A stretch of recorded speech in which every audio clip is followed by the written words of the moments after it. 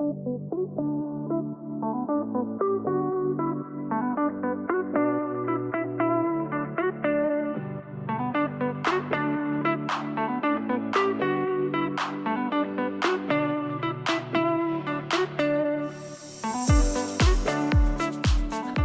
going to be hard to not call him. Okay, I got to close this door. Well, or maybe we wait just a minute or four. Why are they normally not here on Mondays? I know. Well, Crystal and I think we have to retake a video on Tuesday. We're like, maybe, just maybe, we won't have the lawn people here on Tuesday.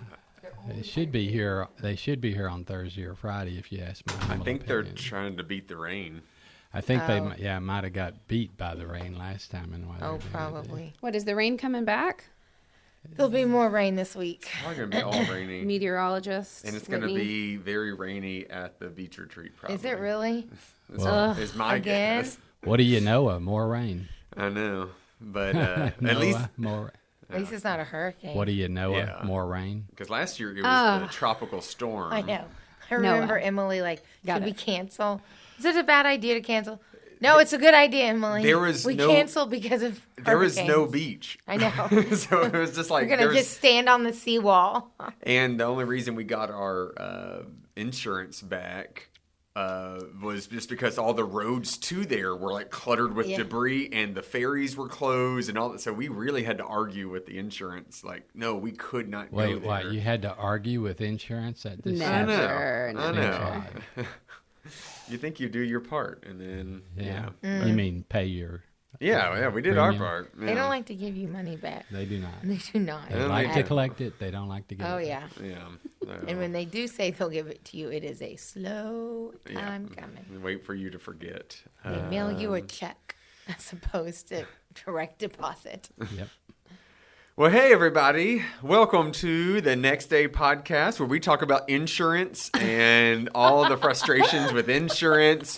And we're taking callers right now for... No. We like to call it fire insurance. It's salvation. Yes, of course. Yeah, there we go. Oh, my Insurance gosh. against the fire. That's how Pat preaches all his That's sermons. It's just, do y'all know where you're going? Fire and damnation. That's Fire it. insurance. Yeah. Yeah. This last one is just Yeah, all you that. just all the wait. time. I've been holding off, so this last Sunday I can tell it like it is. I got a lot of problems with you people. Not a problem.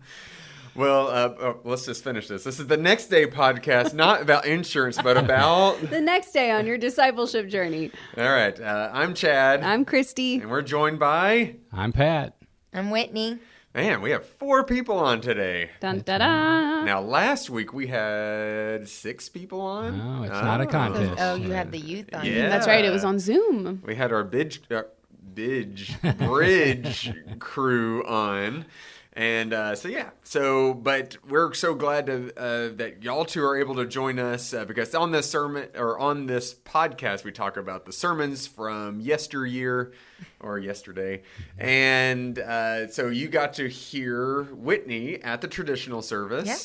You got to hear me at the Element service, and then you got to hear Pat go rogue at the West Campus as he's doing his little farewell tour. Yeah. I have not heard it yet, but from what I have heard, it seems like it would kind of fit a little bit with what we... Well, I it would fit think with so. Whitney's. It fits really good with mine. Yeah. My sermon was the first of the series. Whitney did The number second. 2. That's what I was going to say. It fits with the second of this series for sure. So if you went back and if you listen to these on the podcast, you might be just a little bit confused on like, wait, why is Chad doing this over the Good Samaritan when Whitney did that last week? And then like, I don't know. We're just trying to... Pat's really throwing everything off. To be clear, schedule. I did not make this schedule. When I returned from my sabbatical and, having announced that I would retire, the great preachers here in the room had set this schedule up, along with Carl, by the way. Yeah. And so they said, preach the farewell sermon at all 3, so that's what I'm doing. And then y'all have to scramble to get the rest of it to fit. The Element actually has it probably the best. Yeah, we got it. Scenario. We had like a standalone, right, basically, and then 3 right in a row. So, yeah. So traditional, 2. You got the first 2, then I go rogue. But it fits so well. Like I honestly, and we did change the sermon series that we had planned, because I think we were going to do Ephesians this month, or this, for like 6 weeks, maybe even, or maybe 5. It was probably 5. But anyway, we changed it to this, not knowing what you were preaching on, and it just was very, very fitting. Sometimes God works despite us. Yep. Many times. That's a life motto. That's correct. So we're not going to be talking too much about Pat's because he doesn't want any spoilers. Right. You have to come to traditional if you want to hear Pat. You got to come traditional to hear his, or you can go back and listen to. But wait till after the 20th. They have been on the podcast, so I have been putting them on there. But anyways, let's start off with our icebreaker, and this one I feel like Christy brought it up during the element, and. But it is apropos for we have our student beach retreat coming up this week. And so question is, when you're out on a beach vacation, whether you like it or not, what do you enjoy doing the most on the beach? What is like your favorite part of just being on the beach? Whitney's is just reading. And so moving on. Or going home. Or going home. I don't like the beach. I don't want to be on the beach. It's hot. It's sandy. It's gross. So I would either read or I would go home. That's wonderful. Yeah. If I were on the beach, it would be pointing toward my drug problem, meaning somebody drugged me there, because I'm like Whitney. Nothing about the beach appeals to me at all. So gross. Because you leave there sunburned, sand everywhere, and the salt. Yuck. I am completely the opposite of both of you. I feel like I feel like I could build a little shack. I literally had this thought when we were in Cancun where I was like, man, if we like moved here, and just like lived in like a shack on the beach and just like got money off of like tourism, I'm like, I would braid people's hair and put flowers in it, and that would be my little thing. I'm like, that's what I would do, and I would just be covered in sand all day. If all you were doing was braiding hair, Chad and I'd make you go broke. I get offended by those businesses because they don't offer anything for me. Yeah. I could just glue flowers to you. Yeah, do that. It's like the New Girl episode. Put a ribbon. Yeah. Oh, for real. Nick and Jess are on the beach. That's Christy. I love the beach. I love to.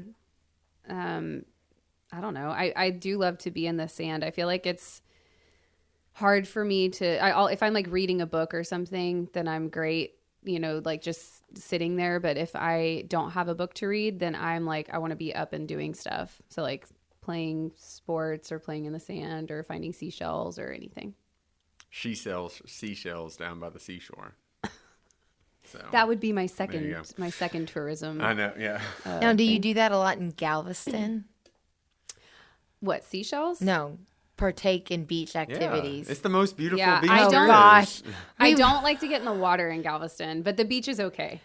My son Jace made me take him to the beach on Tuesday.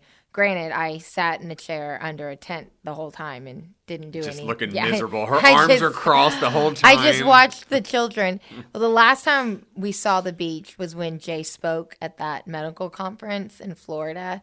And it was Fort Lauderdale. So it was, white sand, beautiful beach. It was right off the hotel. And we roll up to Galveston. He's like, this is disgusting. Mm-hmm. I was like, I know. He goes, why isn't it blue? Gulf of Mexico, buddy. Okay, see, Cancun had record levels of seaweed this time of year. They have record levels of seaweed. So when we were there were like piles of this like specific kind of seaweed. And the water was like muddy. It was disgusting. So like, though I didn't get in the water at all, it was worse than Galveston. But I'm just like, I enjoy the beach. And if Galveston is like the standard beach that I go to, I'm like, nothing can bother me. It's just up from there. It's up from there. It's like a step. Everything's better. Yeah. I don't mind. I'll go swimming in Galveston water. I've done that plenty of times. I have to. I will probably do it at beach retreat. And there's something about just always being on the sea wall is always nice in Galveston. It's like you can't, like, I don't know. It brings back memories and all that. So So unlike y'all two curmudgeons, I'm with Christy. Oh, I don't mind going to Galveston to the beach, but it's to sit in a restaurant and Didos just look and at. exactly. Now you'll figure it out really fast that my son is not like me when it comes to the beach. So have fun with that. Yeah. Now you get the opposite of. I always enjoy it. And to me, like, I think a beach vacation, one reason I really enjoy it is because it is a vacation where I don't have to plan so much because the activity is the beach. And so it's like, all right, well, my plan's already, like, we got the hotel. We know where we're going for dinner. Well, what are we doing the rest of the time? We're going to the beach. And it's like, to me, that's so less, it's not stressful. I will read on the beach. I will go out in the water. I will just go for a long walk. I will, really do a lot of that. Pull the crabs off your toes. Yeah, and, that's the best part. Yeah. Finding them is so fun. Digging for them. When I was little, very little, anytime a little piece of seaweed ever touched my foot, I would always scream, "It's a crab! It's a crab!" I worried about jellyfish. Yeah. I did. I got stung real bad by a jellyfish when I was little, and I still look for them. You still look for them. I think SpongeBob makes them seem like they're a lot more friendlier. Yeah. They look like they should be. No. Like, what looks friendlier than a jellyfish, you know? I don't think they look friendly at all. They do. I mean, it's just like a little, like, It's just these blobs floating of tentacles that are going to sting you. I don't know. I just think they should be friendly. It's too bad. That's what people think of bison too. Probably. Apparently. Bears, all of them. And jellyfish are very inconsiderate. So the box jellyfish has tentacles that can last like over like a football field length. And I'm like, why do you need that long of like, you're just inconveniencing everything else that's away from you. And anyways, Listen, that's you're just how I feel. in its house. If you get in its way, you're gonna I don't get think nailed. it's feeding on something that far away. It's just never stinging know. just for the heck of it. Like, Well, yes, I guess some of them do. I know church members like that. It's kind of like didn't the even talk to octopus you. that just punches fish as they swim by. yeah. I was kidding, by Don't the way. get in their space. This is being No, recorded. not at St. Peter's. That's but correct. That's I've right, seen it yeah. at other places. Other places. Everywhere else Yeah. it's been that way. Yeah. All right, well, let's get to talking about our sermons. And so we'll just talk about these because, I talked about the first part of the series, which is welcoming your neighbor. Because the sermon series is Like a Good Neighbor. And that's also our sponsor for today is State Farm. When you need insurance, call State Farm. All right, so... hopefully we don't get sued. Or I think last week we had Geico as our sponsor. Anyway, we really did. We're just the all AI over the place. transcription on this is going to flag them. Yeah, it really pretty much is. But like a good neighbor, and we're talking about all these different qualities of how we as the church and as Christians are called to be neighborly. And so, the first one was what I preached on last Sunday was welcoming our neighbor. Whitney did serving your neighbor. Yep. And Pat just did whatever he does. Yeah, he's Rogue. Serving. That's right. So first, I guess we'll talk about Whitney's serving your neighbor, because we also did that with our students in Sunday school, and we focused on that. And so as part of this podcast, we thought it would be interesting. So right now, Whitney's going to wash all of our feet. That is not happening. And you Not get to at listen all. Nope. to her reaction, and we'll Nope. describe her face to you. Oh, You that can is be. disgusted. Tell me your detailed sermon since I'm preaching on it this week. Yeah. Tell me every I'll take bit of notes. it. I brought my journal. Start from the beginning. No, but you did bring up a point because it did remind me of a story. Because as you look at that story of Jesus washing the disciples' feet and showing them what it means to be a servant and also a leader, but here's a servant. It did remind me of when I was in high school. For some reason, our youth director, we did foot washing stuff quite a bit. I don't know why it came up quite a bit. And we were on this one, it was like a lake retreat type of a thing. And we were doing it there. And one of our students, she was a good friend of mine, she was very vocal about how much she hates feet. Very vocal about it. But she actually participated and did that. And so she would later share with people I still don't like feet, but it was this kind of humbling moment to like put my own fears and all that aside. Yeah. So Whitney, why didn't you wash everyone's feet on Sunday? Well, one, we didn't have time. Okay. But two, I opened the message by saying I don't have a phobia of feet. Feet are fine. I don't like dirty feet. I can't stand dirty feet. Being a mom of a 12-year-old boy, I'm sure that has played into it. But I hate when my own feet are dirty. I immediately wash my feet if they are dirty. And growing up on a farm and doing rodeos, your feet were always dirty. They were always dusty. It didn't matter if you wore boots and socks. Mm-hmm. And I had siblings that were very close in age. And so what do you do with siblings is you put your feet and stuff in each other's faces because, at least you did in my family. Mm-hmm. And so I've just always hated dirty feet. And so when I read this passage, I, like most people, just focus in on that one piece. Like we focus in on just Jesus washing his feet out of all 17 of those verses. And every time I've read it, I've been like, oh, please, Jesus.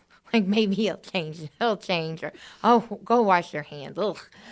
But you are a pastor and you're here to care for souls. Not their feet. No.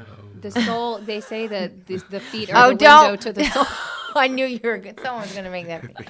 So, but what I continued on was saying like there's two things happening in this story. The first part is the example of servant leadership, and what Jesus is trying to do with his disciples is at the very end, he is trying to give them the most important instructions and directions that he will give them, because in 24 hours he's going to be gone. He will die in 24 hours at this point. And he is trying to tell them that there will never be a job beneath you when you are called to be a servant leader, when you are called to serve my people, because Jesus is about to unleash them to go out and start building what will become the church. And so he wants them to understand that they will be called to do things that they think are beneath them, or they might think are not a good idea and they're too good to do. And they might have to do them for people that they don't think deserve it, that they don't think are worthy, because Jesus at that night washed Peter's feet and washed Judas's feet, and he knew what both of them were about to do. And so that was what Jesus was trying to explain. As a servant leader, you will serve those who betray you, who deny you, who don't look like you. And so I was talking about that because there is an important component for people to hear that now, because of how everybody's just so me versus them divisive, is that you are called to serve and love people that are like you, your family, your friends, but also those who deny you, who betray you, who look differently than you, who vote differently than you, who love differently than you, who are just plain different from you. Jesus is saying in this moment, as God kneels on the floor, you are called to wash your feet. The job of the lowliest servant is to wash your feet. And then the other part that I talked about was he wasn't just washing their feet. He was also giving them a glimpse into what was about to happen. Because at the very beginning of that passage, it says, everything God had revealed to him, he came from God and he was going back to God.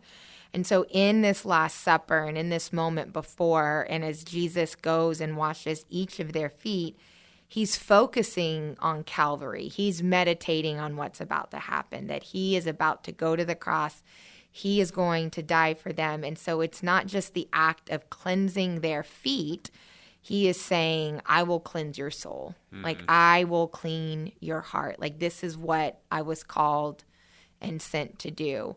And you miss that because most people just focus on Jesus washes the feet. That's you. You're like, ew, gross. But there's so much more that happens in those 17 verses, and what he tells Peter is, if I don't wash your feet, if I don't wash you, you can't be one of me.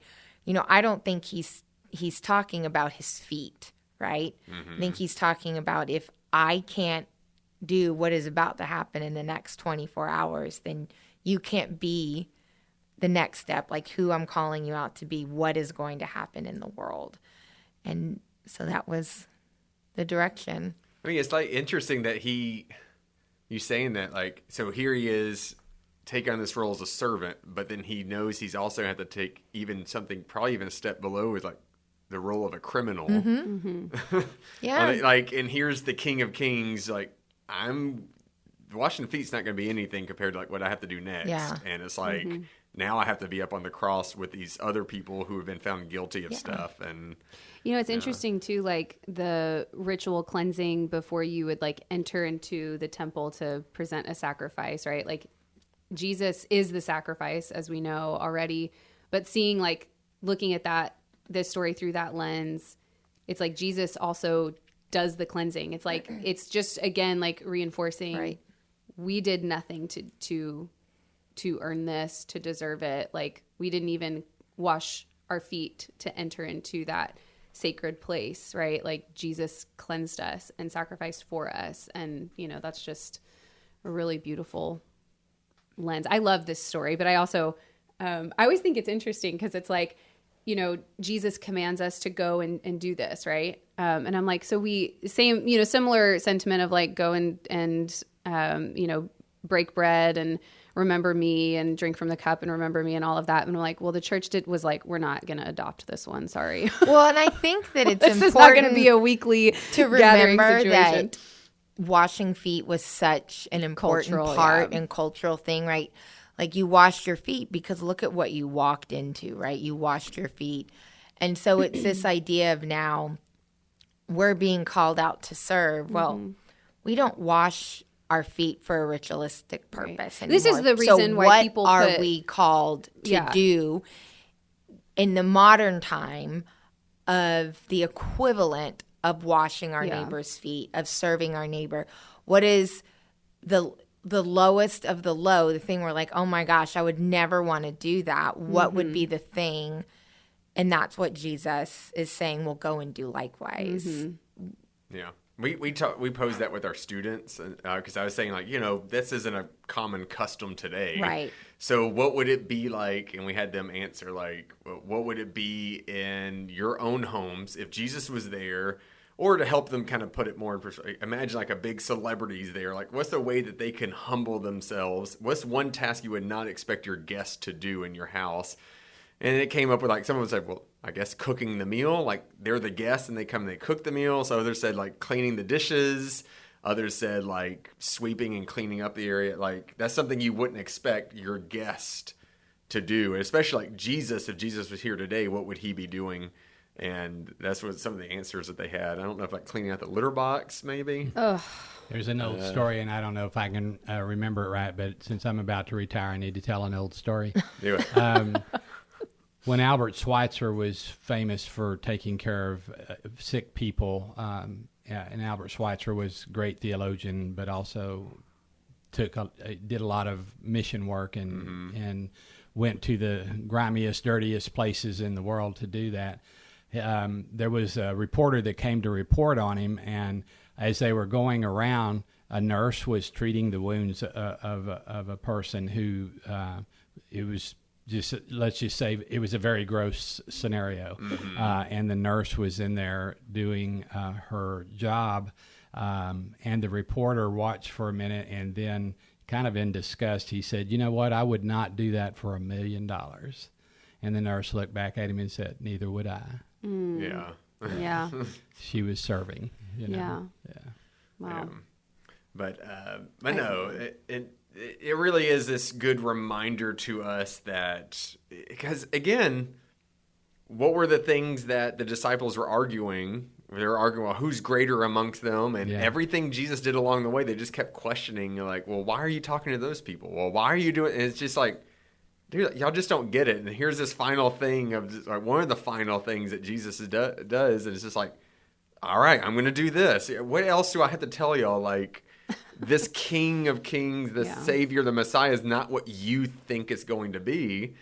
And then, like, man, like, whenever that finally hit home to them, these holy people called Christians were just doing things different, and people notice, why are they doing that? Why are they doing that? And they were just like humbling themselves. And I wish I could say we're all doing that today, but sometimes I don't know if that's true for everyone. Sometimes we might try it, and sometimes we avoid it at all costs. I said I wasn't going to talk about my sermon, but I will point out one verse in Romans 12 that is... Spoiler alert for everyone listening. It's just a small part of it, but Paul's writing to the church in Rome, and he says, do not think of yourselves more highly than you ought to think. Yeah. And he alerts us to the fact that Christ himself came down and to become human and humbled himself.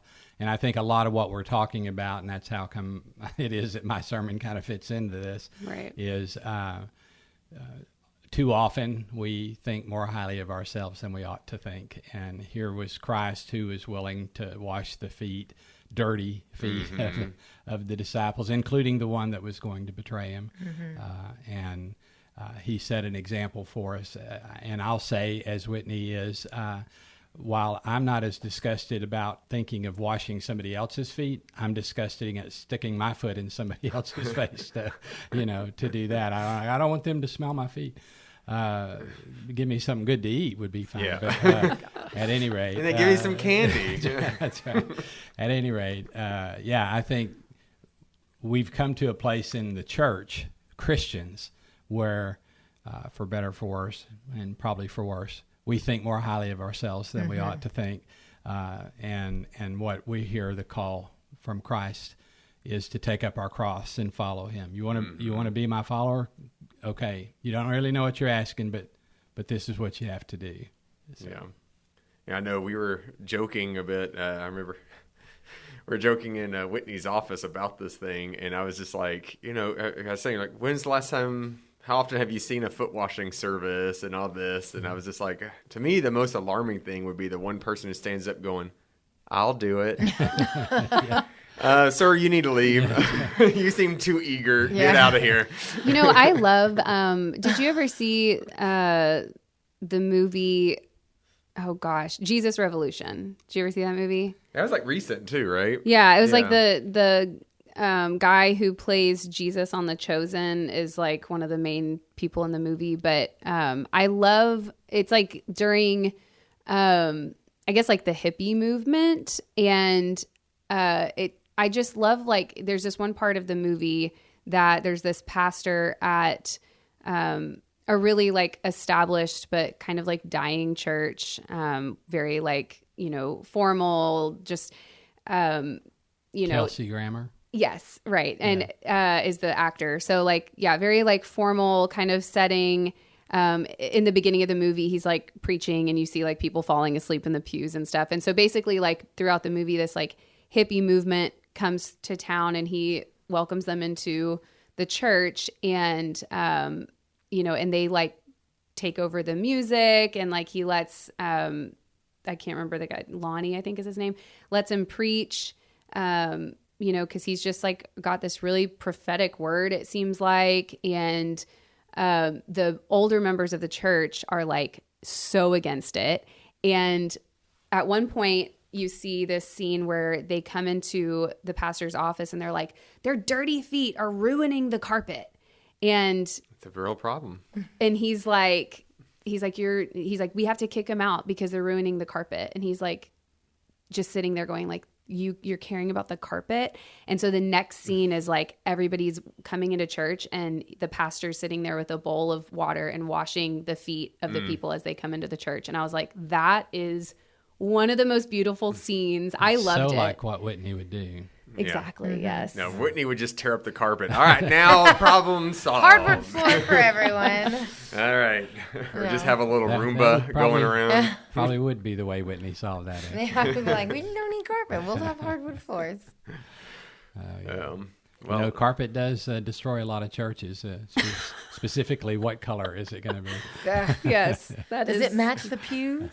Yes, that brings the church down. Is it part of the aesthetic? Do y'all, again, I'm going to play the retiring pastor. Do y'all know how the town Cut and Shoot got its name? No, but I have heard that this is a real town recently. Yeah, you didn't know it? I didn't know until like this year that this was. Cut and Shoot is out of Conroe. area. Literally, this is the story as I understand it. A denomination that wasn't United Methodist, let me say that. Okay. They were having a fight over, I think it was to get an organ or a piano or something. So they had a major decision to make, and they got so mad about it. And people showed up at the meeting with knives and guns. Oh. And it was therefore called Cut and Shoot. Cut and Shoot, Texas. Again, read the see history. what music Make sure you know. does to the church. See what happens. Carpet and music, right? And that happens. I've been at so many churches where that would happen. Should we have a screen during worship? And it's like, oh my God. Which I want to say St. Peter's may be the first church I've ever worked at where that was not an argument. Oh, yes, it was. It was when it happened. Oh. Yeah, when it happened. But when I got here, it was already established. I didn't hear. You didn't have to hear about it. I was like, I was at other churches oh, where. Chad, please let me assure you, there were some thoughts and feelings. When I was at Lakewood, and it's like a big, like about the same size church, and man, like they were fighting against the screen. But the minute they introduced it, a lot of the people who were arguing against it going, "Oh, I can read the lyrics better." And then they just they quickly caught on to it so fast. If you're ever on the chancel during traditional and you look out, there is still a great number of people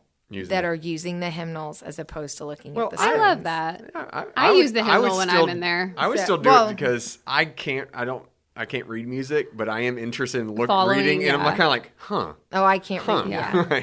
No, I like to follow along in the hymnal. I always think that's so nifty, and know, also to just be like, turn in your hymnals. Yeah. You know, it's such a nifty little thing. If there was ever a glitch on the screen or something, well, I could just carry it on. We've had those. I have it. I have it. We've had those moments where I'll get a text message from one of the guys in the booth. It's going down. Yeah. Remind them all about the hymnals in the Bible. Yeah. It's going down. Okay. Well, so you, speaking of welcoming people, just back to the hippie story, but welcome. So you talked about welcoming Chad in the Element this week, and I loved how you organized your sermon around myths that people often have around the church and who we are and what it means to be a good neighbor and all of that. So yeah, talk a little about all that. Well, first, it kind of came out of laziness because the best sermons on your part or the part of the myth? On my part. Oh. Because first, I've done this same message at Bridge, which is our junior high trip that y'all learned about last week on the podcast.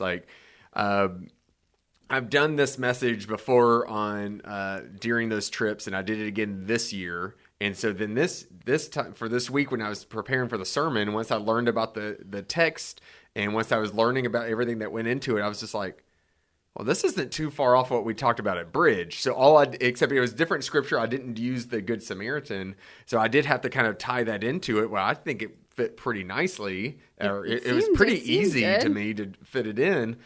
And so, yeah, so I did have to tell some of the students who were there from, who went to Bridge going, all right, you are going to hear some similar things, but some things are going to be different. But yeah, because the whole idea of why I taught this at Bridge, because Bridge is always yes, we serve, but it's also really educating students on why we serve. And so this really fit into nicely with this sermon of well, why are we welcoming? Why are we welcoming to other people? And why are we as Christians called to do this? So I thought about these three myths that I really feel like a lot of people may think of. And that first myth was, my relationship with God is only about me and my relationship with God. So why concern other people? Why include other people? Why reach out to other people when all that matters is you have a good relationship with God on your heart, right? I mean, some people will go about life that way. And that's what that's where with the Good Samaritan, the priest and the Levite, I think showed that they are so concerned about keeping to the law. They're so concerned about them that they just walked over. Which I sat there and you were talking about this. I heard a pastor say once about the Levite and the priest, about being concerned about the law. And I was like, It was me. I mean, maybe it wasn't me, but I did preach about that last time. It wasn't you. I preached it, but I was like, maybe this was, maybe he remembered. Before? I have. I'm like, maybe you remembered something I said. No, this is actually one of those examples of when I say, like, when little kids in worship.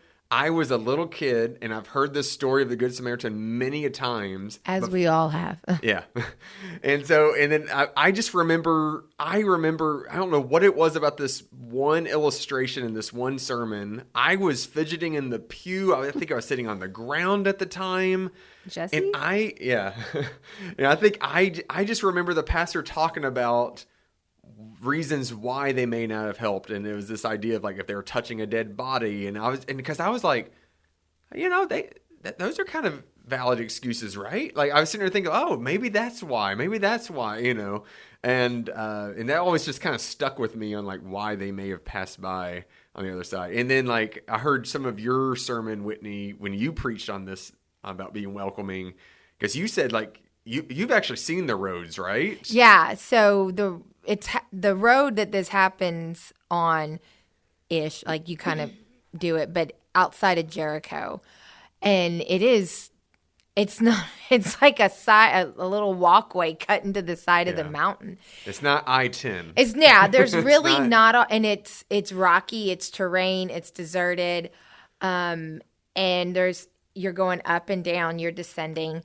And so there really wasn't room for him to be off to the side. There's no shoulder. So it wasn't so much of them walking around them, the wounded man. It was them walking over him. I mean, it was literally walking over someone, which has a much deeper and brutal kind of connotation than just saying, I'm going to just keep to the other side. It's like, I'm going to walk over the other side of this human being.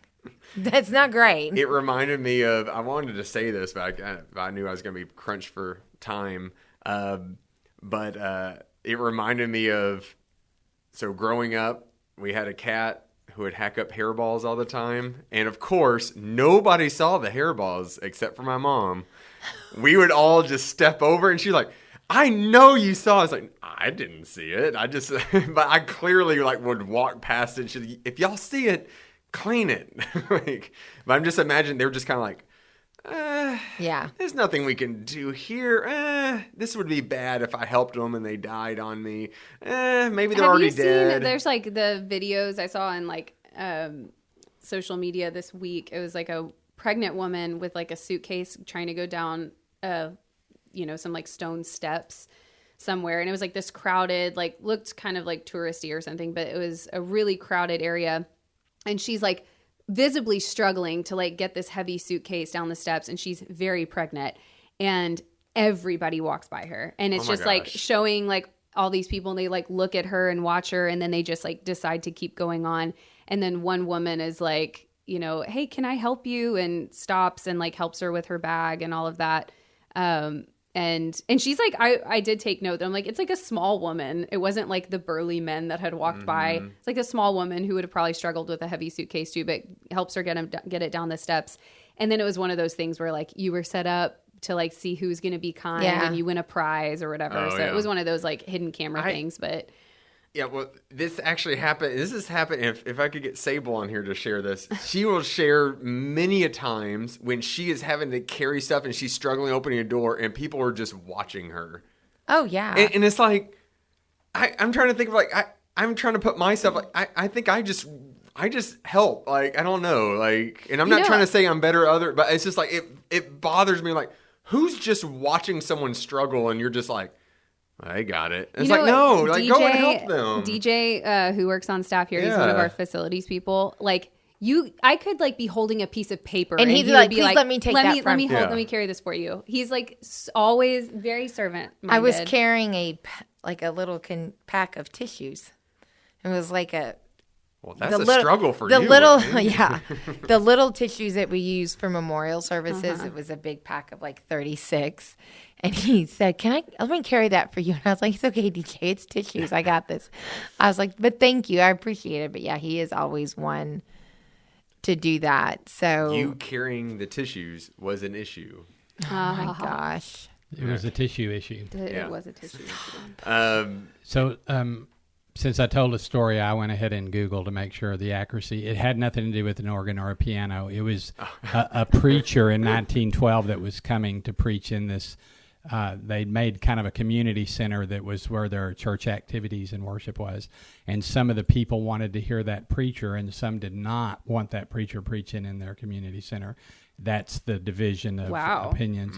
And actually, the phrase was used by one of the younger kids that he said as this fight was arguing was going on. He said, I'm going to cut around the corner and shoot here in a minute. And so cut and shoot came from cut around the corner and shoot. No guns were fired, no weapons were used, but that's how cut and shoot got Did the guy preach? He did. Okay. They kind of divided up and went their separate ways. And then the rest of the story is the next day both sides went and pressed charges or filed I guess to sue one another. And they, as it is with Christians, we make a big deal out of what should be nothing and go about our way. Now there's the rest of the story. Now you know the rest of the story. One of the things that I mentioned when I did the Good Samaritan sermon, because you were talking about how they, walked over him and walked on because if he died, they'd have been unclean. But if they had touched him, they'd have been unclean because it would have been blood. And I made the comment, I was like, the Samaritan follows the exact same ritualistic laws as the... except people were more important than the law. Go figure. Yeah, and like the same thing. Like he became ritualistically unclean and would then now have to go through the cleansing process because he picked him up. And the same thing like with his donkey. Like there's even laws that govern all of that. And so it was, okay, both sides of the coin here and which side chooses to be the decent human being. Yeah. You mentioned The Chosen a minute ago. One of my favorite parts of The Chosen is the way they tell the story of the Good Samaritan. I remember, so I have not seen any of The Chosen, but I do remember you telling me about how, because one thing is, it's a parable in the Bible. Jesus is telling the story that is made up to teach a lesson, but The Chosen... In The Chosen, it is not... The Chosen comes at it from the other direction altogether. From the thief, and how it was that the person came to be laying there, and I would just say, go watch The Chosen. Yeah, I'm good. It's really a good because it makes it seem like it's so based on. Yeah, I've never watched it. Yeah, it doesn't tell. Are you against watching it? I will not watch anything that puts the face on Jesus because they always make Jesus an extremely attractive individual, and I was like, I don't need to be attracted to the Lord. I'm good. Well, I will say... Jim Caviezel. And yeah, that was it. Yeah. I'll say that this depiction, this actor playing Jesus, is closer to probably the way Jesus looked than any. Although, to be clear, I think I can say our children. By our children, I mean the two we adopted, our two and her one, probably look a whole lot more like Jesus did. Darker skin, and all. What are you talking about? Every nativity scene I've seen, blonde hair, blue eyes. It was funny. In Mexico, they were selling in like the gift shop, they were selling nativity scenes, and they had like every different ethnicity for the nativity scenes. Oh, wow. It was cool. Well, Jesus came to represent all, but because he was a Jew, he probably was dark skin. He probably looked like light hair and blue eyed Jesus. No, probably people in that area how they look. Yeah. I actually was looking for like the white Jesus, and they actually didn't. I didn't see anybody or any of the nativity sets that had like just. Well, I'm offended. Overtly white. I'm offended by that. I was just curious if they had like blonde hair, blue eyes. They did not represent that. So I was like, at least they're probably. Did you go ask for it? I demand. I want white. I want a Scandinavian Jesus right now. Yeah. So myth 2. Yeah. Oh yeah. Myth 2 was we welcome and help others so we can get into heaven. Yeah. Like the only reason we do anything, and I always want to stress this to the students because this is a perception that people probably have of Christianity, that we only do stuff so that we could punch our ticket into heaven. we only, and sadly, there are denominations that push this kind of idea. There are, and there's probably people within our church who may have like, well, why else are we doing this? Like, it's like Can I say that having a ticket is not a bad thing? Right. Specifically a third-class ticket. That's right. But That's right. That's all I got to say. There's a teaser there. Yeah. There's a teaser. There's a teaser. No, I think, I mean, I liked this, and it's a really like weird line, but I think it goes so much with the first point about like your faith is not just about like, you know, me and my relationship with God, because like the relationship with Jesus is supposed to be one that's transformative, right? And like our relationship with Christ should draw us to do as Jesus did. And if we are like true disciples and like doing as Jesus did, then we are helping others and, you know, looking for the least and the lost and, you know, and seeking them, and not for like to get into heaven, but just because like we love Jesus and we want to be like Jesus, right? And do what Jesus did. Yeah. And the main point I really try to drive home is like, it's not about us getting to heaven, but it's about bringing heaven here on earth. And then just how when Jesus traveled around, and when we read about these stories of Jesus and how Jesus interacted with the lepers and he healed people and he visited with, he was sharing these glimpses of heaven in those moments, showing that they are seeing that God knows them, God sees them, God knows their name. And this is what heaven is. And we as a church should do our best to bring these glimpses of heaven. And the Samaritan showed this glimpse of heaven, like, oh, there's someone who's beaten down. He's hopeless. He's just, I mean, this guy's lost. He's doomed. Let me show him hope. Let me show him grace. Let me show him love. That's heaven. And so really that's what it's all about. Not just, well, I hope I say the right prayer and get this password right so I can get into heaven. Like we're not just, and I know like the early church really had to argue this, that some people just thought they could just wait it out and wait for the second coming of Jesus. It's like, no, you have a job now. The frozen chosen. Yeah. Frozen. Are any of y'all old enough to remember Andre Crouch? The name sounds familiar. A contemporary Christian music artist that wrote a lot of beautiful songs, one called My Tribute. And we actually had that at our wedding 49 years ago, so that gives you the time frame. Andre Crouch had a song called If Heaven Were Never Promised to Me. And in essence, he says, it would be worth the life that I live as a follower of Jesus. Oh, wow. If you could tell me there's no heaven, it's just what I have here on earth, I would still be a follower of Jesus because of what we would call abundant life. Yeah. The richness of life, and that is partly the richness of life often comes in the times that we serve. I always talk about, as a pastor, I need to go visit so-and-so, they're lonely, or I need to visit them because they're sick, or whatever it is. I'll go thinking, okay, I'm going to go and it's going to be a blessing to them.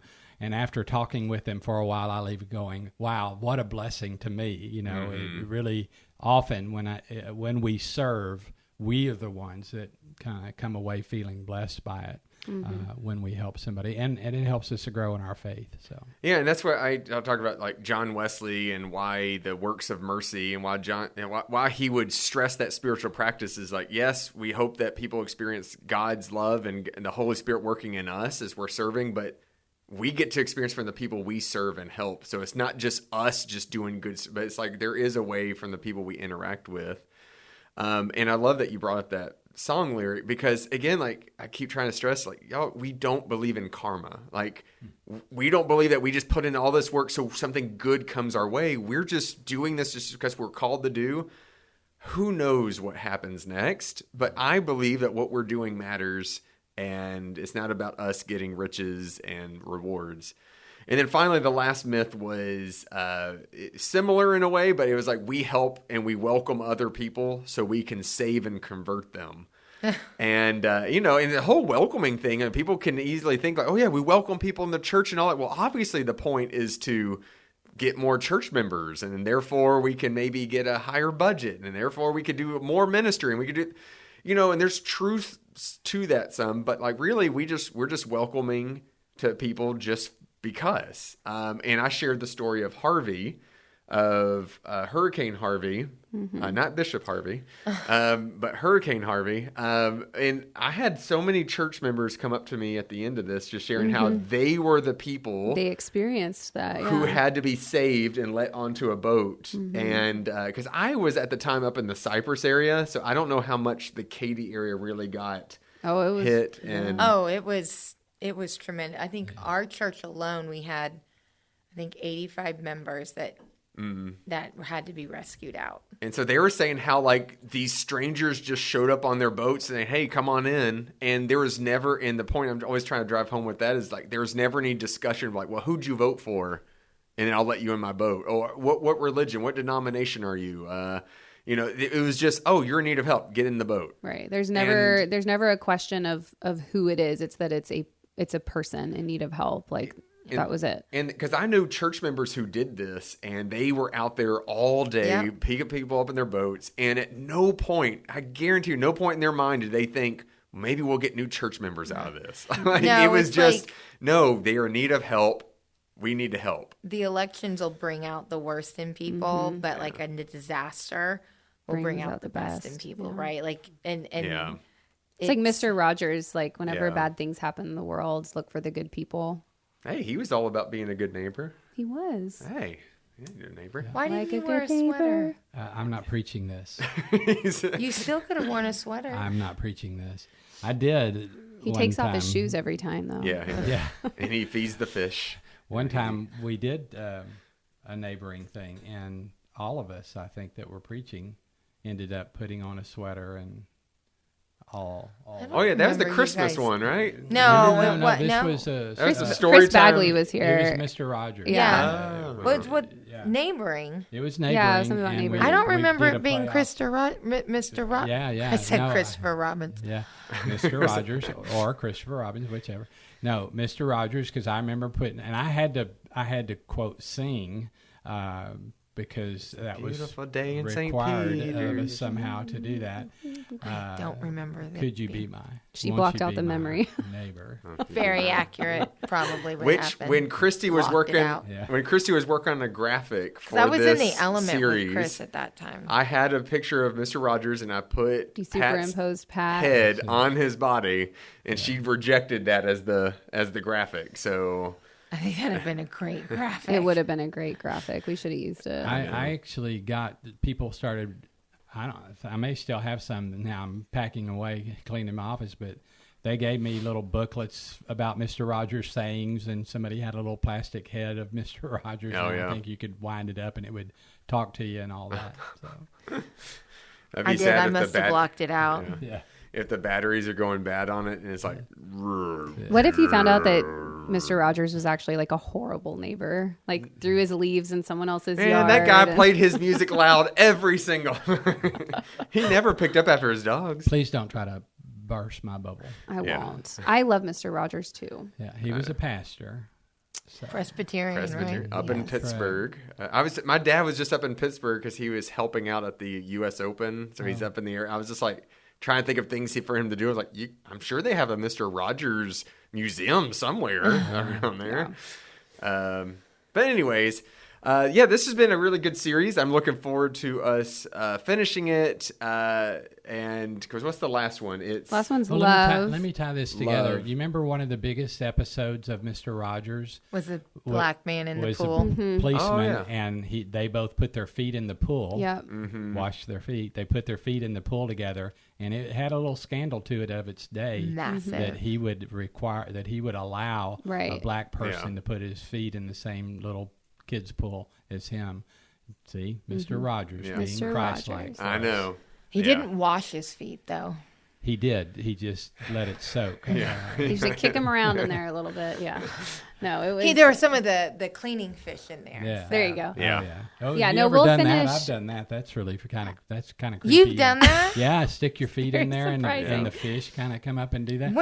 Why did you do that? I was somewhere where we were doing it. Because the fish were hungry. Somewhere where we were doing it. Clearly. I was The like, fish I don't were think it was a hungry. Christian retreat or anything. I think we were somewhere and stuck our feet in, and they came up. Okay, and just like did nibbled you at stick your feet like in a lake, or did you No, actually it go was- to a they place? They have was a things. place. They It have was a- things for Well, it. you know, was a he was place. he's just like, we were somewhere, and so we stuck our feet It was in. long enough ago. I don't remember the details, except I remember going, okay, that's kind of freaky and kind of cool at the same time. But And so as those fish grow, then eventually they cook them for you. Oh and my you can eat them. God, That is and they Chad, so that is disgusting. they so already have gross. they already have the the Patrick. the Everyone cheese. just turned the What are you podcast trying- off. What am I trying at to this Parmesan point. cheese. Parmesan Oh cheese. my!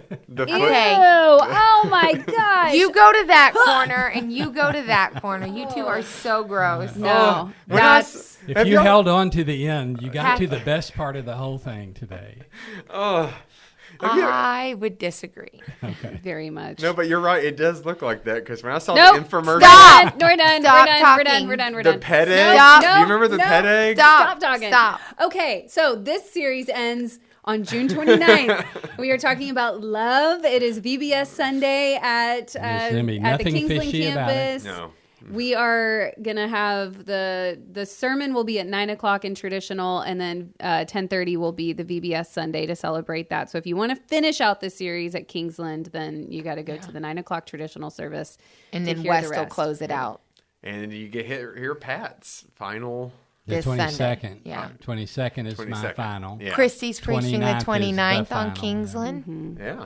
So be looking forward to that. Just stay tuned on our emails and website for all of that. Let's get to our ministry shout out. I already mentioned our beach retreat, so just be in prayer for us. It's just a fellowship time for us to gather with our students, and we're going out to Crystal Beach, and we're just going to be spending some time out there. You might have a yellow bracelet with someone's name on it, so Exactly. just be praying for that person that you picked up. And my favorite part of that trip is really we have worship outside underneath the beach house. So you have this breeze, you hear the ocean, and it's just this, I don't know, it's just always a really nice time And I get of to worship.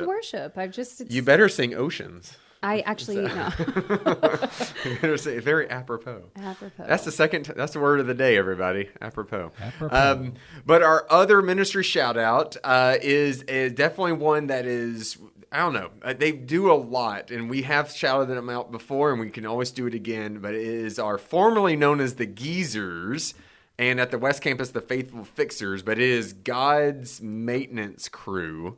God's maintenance crew. These are the people who are here at the church, and they volunteer their time and their skills and their abilities to just fix up the church. And they save us on money in terms of like we don't have to hire so many repairmen and other things. I mean, they don't do everything. Like if the AC needs repaired, we probably get someone professional, but they do go around.